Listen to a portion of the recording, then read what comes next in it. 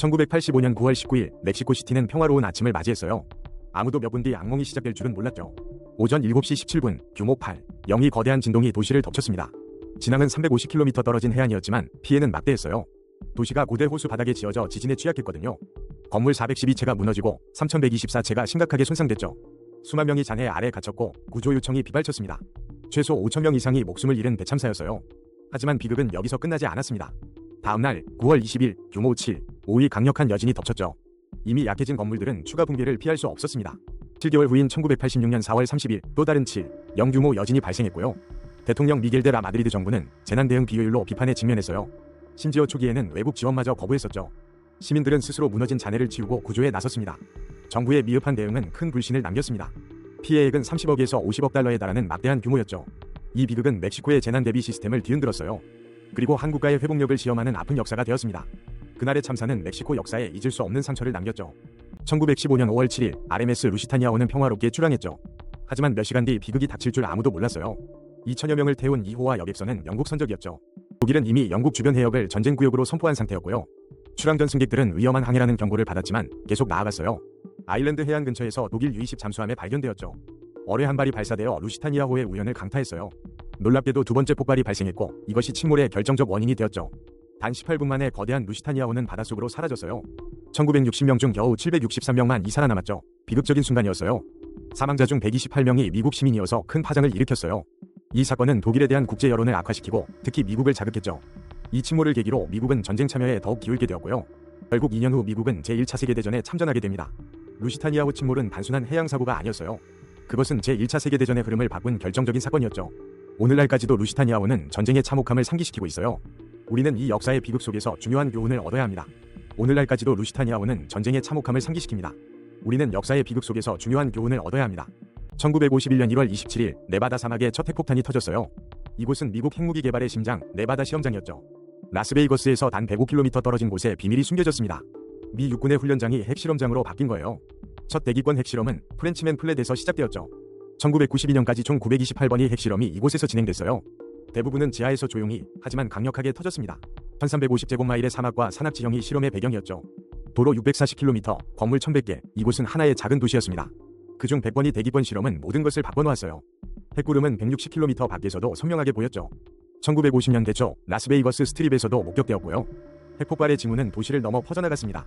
라스베이거스는 눈에 띄는 지진 효과를 경험했어요. 서풍은 늘 그렇듯 보이지 않는 무언가를 실어날랐죠. 이곳에서 나온 이미지들은 핵과학 박물관의 상징이 되었어요. 하지만 그 이면에는 알려지지 않은 이야기가 있습니다. 우리가 기억할 것은 단순한 과학적 성과가 아니에요. 그 선택이 가져온 여파, 그리고 침묵 속의 진실이죠. 네바다 시험장은 역사의 한 페이지이자 경고로 남아있습니다. 인도네시아 카로 고원에 평화로운 마을이 있었죠. 그 아래 1200년간 잠들었던 거대한 힘이 깨어나고 있었어요. 바로 시나붕 화산 740년에서 880년 이후 침묵하던 존재였죠. 1912년 정상에서 솔파타라 활동이 마지막으로 관측됐지만 위협은 없었어요. 하지만 2010년 8월 29일 새벽 모든 것이 바뀌었죠. 오랜 침묵을 깨고 시나붕이 다시 폭발했어요. 이는 시작에 불과했습니다. 2013년 9월과 11월 다시 분화했죠. 2014년 1월, 2월, 10월에도 멈추지 않는 화산의 분노가 이어졌어요. 이 기간 동안 화산은 최소 23명이 소중한 목숨을 앗아갔습니다. 2013년에서 2014년 사이 대규모 분화 경보가 있었지만 잠시 잠잠했죠.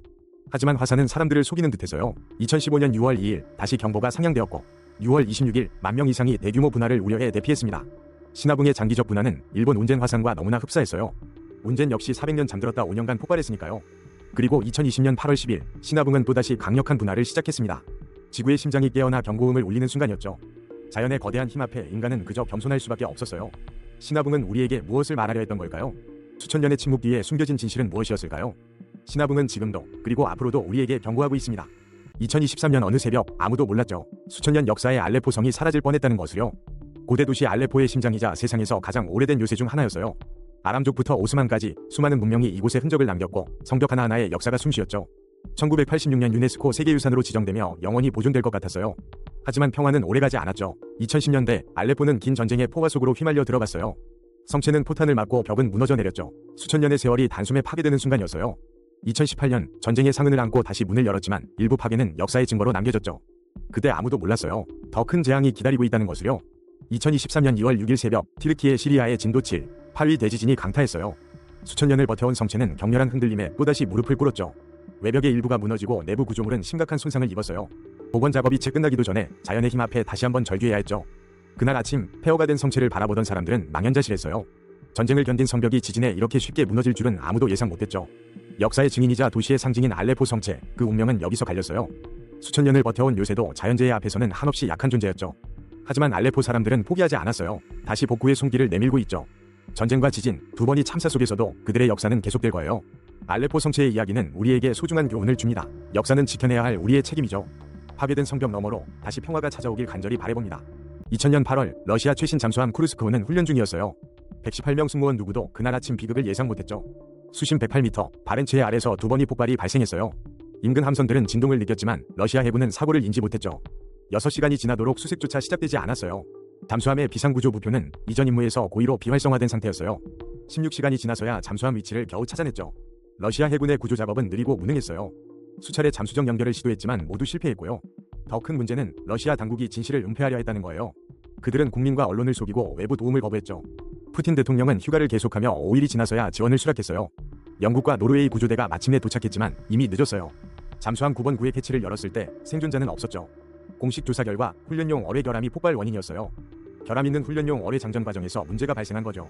이것은 단순한 사고가 아닌 시스템과 무능의 비극이었어요. 118명의 목숨, 그들의 죽음은 국제사회의 뼈아픈 교훈이 되었죠. 이후 러시아는 국제구조협력을 받아들이게 돼요. 그날의 참사는 영원히 기억될 거예요. 2008년 5월 12일 중국 스촨성, 그날 아침 평화로운 일상은 곧 깨질 운명이었죠. 오후 2시 28분 규모 8, 영위 스촨 지진이 땅을 찢는 굉음과 함께 모든 것을 집어삼켰어요. 진앙지는 성도 북서쪽 80km, 깊이 19km에서 단층이 240km 넘게 찢어진 거였죠. 건물들은 종잇장처럼 무너지고 도시는 순식간에 폐허가 됐어요. 베이징, 상하이, 심지어 태국 방콕에서도 진동이 느껴질 정도였죠. 수개월간 이어진 강력한 여진은 공포를 더했습니다. 역사상 가장 많은 20만 건의 산사태와 800개가 넘는 지진 호수를 일으켰죠. 총 6만 9천 명 이상이 사망하고 37만 명이 다쳤어요. 사망자 중 최소 13은 산사태 같은 2차 재해 때문이었죠. 약 480만 명, 최대 1,100만 명이 집을 잃었고요. 1,500만 명이 직접적인 영향을 받았던 거대한 비극이었습니다. 이는 1976년 탕산 지진 이후 중국 최악의 재앙이었어요.